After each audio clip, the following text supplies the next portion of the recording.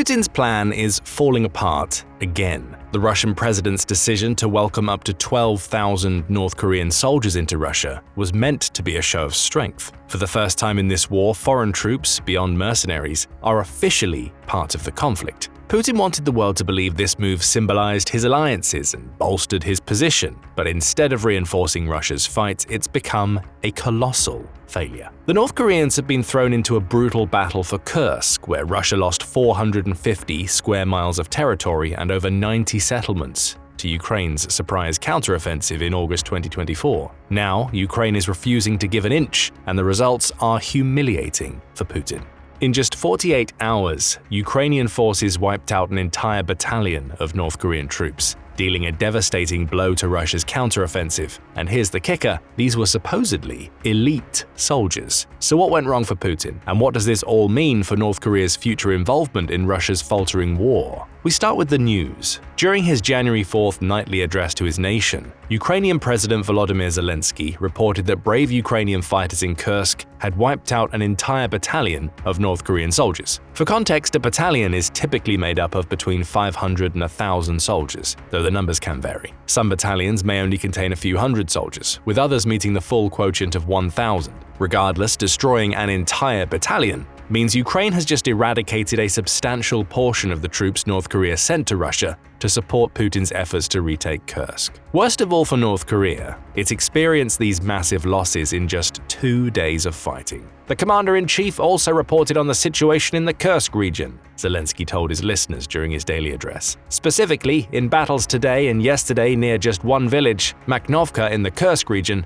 the Russian army lost up to a battalion of infantry, including North Korean soldiers and Russian paratroopers. And that's tangible, Zelensky concluded. The news will be a massive morale booster for a Ukraine which is struggling to hold on to Kursk. Reports suggest that Russia has managed to reclaim about 40% of the territory Ukraine took in the oblast since it launched its counteroffensive toward the end of 2024. That's on top of Russia controlling about a fifth of Ukraine's territory and making slight gains as a result of its push in the Donetsk region. You'll also notice that Zelensky mentioned North Korean soldiers and Russian paratroopers in his address. That tells us that Russia is mixing and matching within its battalions, trying to mingle North Korean soldiers with Russians in its assaults on Ukraine's defensive positions. A tactical blunder, perhaps, especially given the massive language barrier will still exist between these disparate groups of soldiers. Perhaps communication breakdowns within the Russian battalion could be the reason why Ukraine experienced such massive success over the course of just 2 days. That's speculation. But what we know for sure is that an entire Russian battalion containing a substantial number of North Korean soldiers now lies decimated on the Kursk battleground. The news comes on the back of more reports, this time from Ukrainian military commander-in-chief Oleksandr Syrsky, that suggest that Russia's counteroffensive in Kursk isn't going to plan. As we mentioned earlier, Putin amassed 50,000 soldiers to retake the territory. According to a January 1st Telegram post by Syrsky, Russia's losses had surpassed 38,000 in the oblast even before Ukraine decimated the predominantly North Korean battalion. Zelensky's report also comes on the back of another from South Korea's spy agency that Ukraine had managed to capture an injured North Korean soldier in Kursk. Unfortunately, that soldier died of his injuries while in Ukrainian custody, meaning Ukraine likely couldn't get any valuable information out of him about Putin's Kursk counteroffensive. Still, all of this adds up to one clear conclusion. Putin's use of North Korean soldiers in Kursk isn't going as well as he'd hoped. And that shouldn't come as a surprise to anybody who understands the state these North Korean soldiers were in when they arrived in Russia. The London Evening Standard published a report claiming that North Korea's soldiers still hadn't joined the Kursk counteroffensive as of December 6th. The reason was simple. They were so poorly trained that they could barely even serve as cannon fodder for Putin's meat grinder. One Western official said, "We say due to poor training and lack of logistical support as the primary reasons why DPRK, the Democratic People's Republic of Korea, haven't started the fight yet." Instead, North Korea's troops were taking up secondary positions in areas held by Russian soldiers, clearing the way for those Russians to push forward while leaving the North Koreans behind in defense. That's clearly changed now. North Korean soldiers are on the front lines in Kursk and they're dying in droves. This is despite the fact that North Korea supposedly sent its elite soldiers to Russia. It's believed that a large portion of the 12,000 North Korean soldiers that arrived in Russia were part of the country's special forces Storm Corps.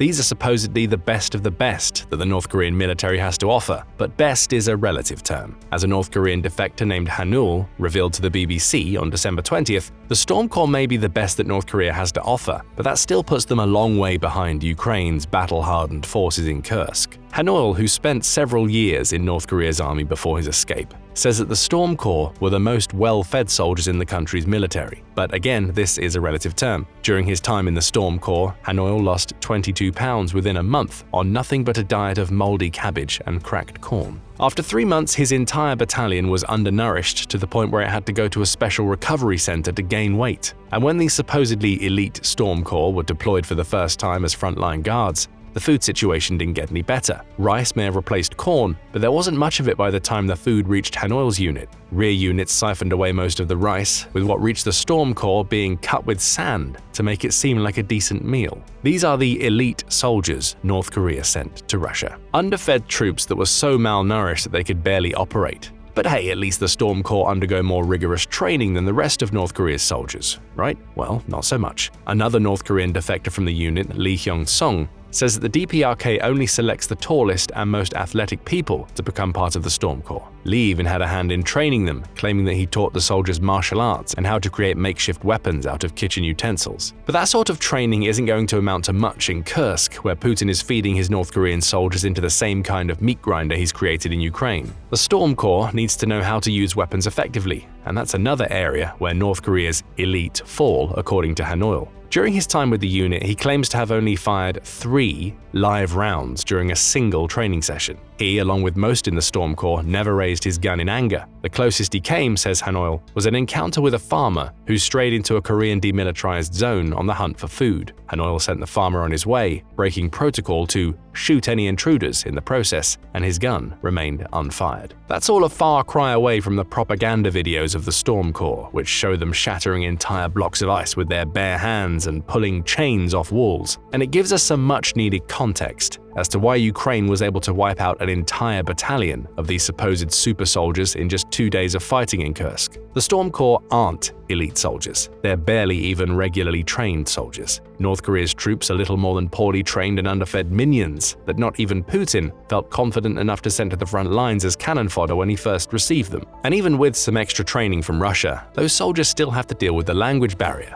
and the fact that they're fighting against Ukrainian troops that have spent years defending against Russian soldiers. The North Koreans never stood a chance. That's why an entire battalion of them now lies in tatters. Worse yet for North Korea, the Storm Corps are supposed to specialize in infiltration. They reportedly trained to find their way behind enemy lines and wreak havoc with the enemy, only that's not happening either. Putin is sending these soldiers to the front lines in Kursk, and he's reaping the results that everyone expected. His North Korean soldiers are dying or getting injured in droves because they're not up to standard, and Putin is using them in a way to which they're unaccustomed. It's all just more evidence of the tactical ineptitude Russia has shown throughout Putin's entire special military operation, and it leaves us with a question to ask: what happens next? The odds are pretty high that even more deaths and casualties of North Korean soldiers await us. Putin isn't going to stop his Kursk counteroffensive until he's retaken the lost territory or exhausted his troops. The latter scenario is starting to look more likely than the former, especially when you consider what's happening to Russia's North Korean soldiers beyond this most recent loss of an entire battalion. A day after Zelensky revealed the destruction of the North Korean battalion, he appeared on American podcaster Lex Fridman's show.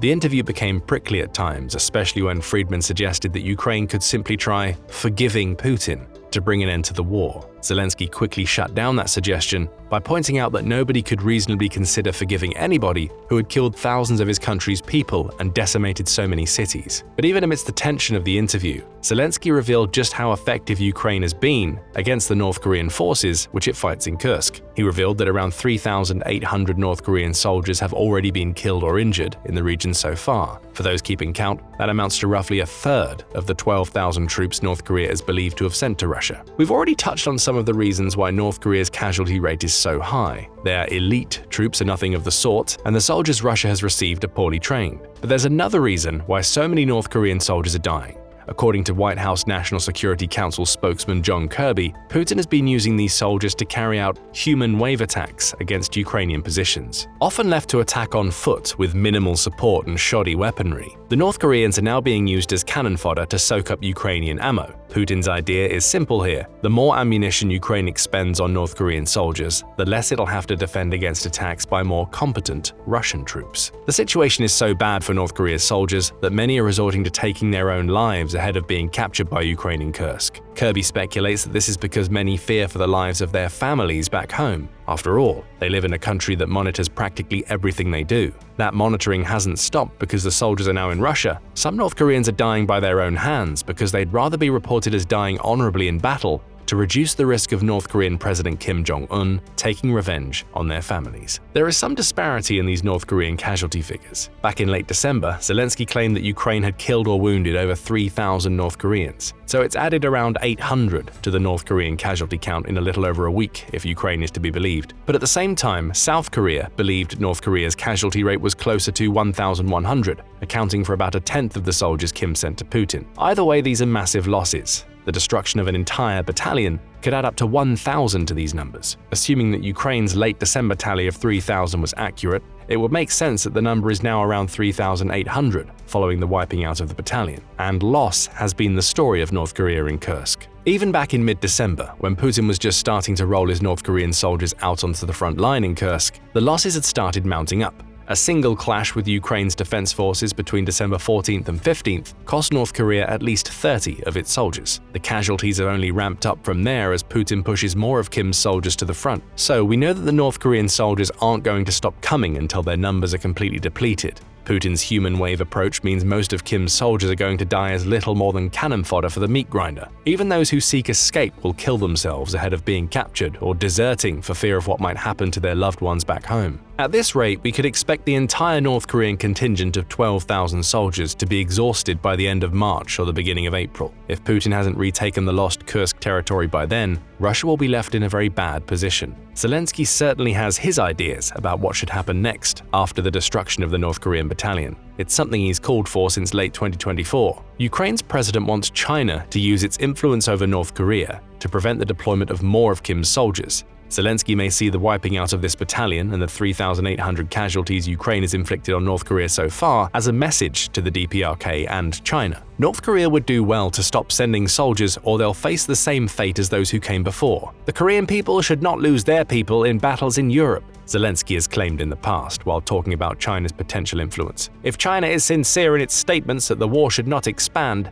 appropriate influences on Pyongyang is necessary. China has certainly made those claims. Back in September 2024, the country's foreign minister Wang Yi even stood before the United Nations to warn fellow world leaders against an expanding Ukrainian battlefield. The top priority is to commit to no expansion of the battlefield. China is committed to playing a constructive role, claimed the minister at the time. But just a couple of months later saw the very expansion that China claimed shouldn't happen as Russia started fielding North Korean troops. Still, what China says and what it does are often two very different things. Ukraine likely can't rely on China to apply any sort of pressure on North Korea in the wake of the battalion destruction. The loss of the troops alone may have to do that. The East Asia Forum says that China is unlikely to condemn Russia's use of North Korean troops, even if it's wary of the strengthening of the relationship between Putin and Kim that the use of these soldiers represents. Ukraine's other option is to keep building on the battalion decimation. There are plenty of signs that it's doing so already. Zelensky was slated to attend the 25th meeting of the Defense Contact Group as we were writing this script. Held at the Ramstein Air Base in Germany, the meeting brought together over 50 nations, collectively known as the Ramstein Group, to discuss the security matters of the day. Most members of this group are also NATO and European Union members, with the group having been formed in April 2022 in the wake of Putin's Ukraine invasion. This particular iteration of the meeting was supposed to take place on October 2024. It was postponed as President Joe Biden had to make time to deal with the aftermath of Hurricane Milton. Right now, the meeting represents the last chance Zelensky has to gain more support from Ukraine's allies, especially America, before President-elect Donald Trump takes office. Zelensky is trying to butter Trump up before he takes office, even taking to Ukrainian television to say that Trump can be decisive and that he's capable of helping Ukraine to stop Putin in his tracks. But you have to imagine that Zelensky will use the 25th Ramstein meeting group to secure a few more donations of military equipment that his country can use in its defense of Kursk. Speaking of Kursk, Ukraine's also taking things into its own hands by launching a counteroffensive in the oblast. On January 5th, a day after Zelensky announced the destruction of the North Korean battalion, news began to emerge of a renewed Kursk offensive. Rather than sitting back and defending the positions it already held, Ukraine started to launch attacks in several directions in the oblast. Russia's defense ministry claimed it had already repelled 2 of these counterattacks by January 5th. Russia claims that a decisive response included support from artillery and aviation, allowing it to destroy the Ukrainian counterattackers just 9 miles from its border with Ukraine. It's wise to take these claims with a pinch of salt. After all, Ukraine claims the counterattack to Russia's Kursk counteroffensive is going well. CNN reports that Ukrainian presidential office head Andriy Yermak posted to Telegram on January 5th to state, "Kursk region, good news. Russia is getting what it deserves." Regardless, it's clear that Ukraine feels like it's in a position to launch attacks against Russia and its contingent of North Korean soldiers in the wake of destroying an entire battalion in Kursk. Whether the Ukrainian counterattack is the result of renewed confidence or desperation on Ukraine's part remains to be seen, but there's one thing that's almost certain: Russia will continue attacking. And that means North Korea stands to lose even more than the battalion Ukraine decimated on January 4th and the 3,800 or so troops it's lost so far. More human waves means more North Korean deaths, which brings us to the final question we'll ask in this video: will Kim Jong-un send more of his soldiers to fight for Russia in Kursk? Zelensky thinks that's a possibility. During his podcast interview with Lex Fridman, Zelensky said that North Korea has the ability to send an additional 30,000 to 40,000 troops to the Kursk front. That would almost double the entire counterattacking force Putin amassed in his initial push to retake Kursk, with those soldiers adding to the massive meat grinder he's already created. They can bring more, Zelensky told Fridman. 30 or 40,000 or maybe 500. They can bring many people. Why? Because they have order, autocracy and everything. And therein may lie a sign that the worst isn't over for Ukraine yet. It's done an amazing job taking out an entire North Korean battalion in 2 days, along with 3,800 North Koreans throughout Putin's Kursk counteroffensive. But Kim has more soldiers waiting in the wings. And if Radio Free Europe is to be believed, Kim isn't fazed by the North Korean losses so far. If anything, he's preparing to double down on his support for Russia, knowing that every soldier he sends to Putin means he gets more cash, oil, and military secrets in return. So is Ukraine's destruction of a North Korean battalion in Kursk a sign that the battle in the oblast is going in Zelensky's favor? Or could it be the signal Kim and Putin need to ship even more North Korean soldiers into the embattled region? Share your thoughts in the comments, and thank you for watching this video. Now go and check out First Storm Shadow missile strike kills Russian general and hundreds of North Koreans, or click this other video instead.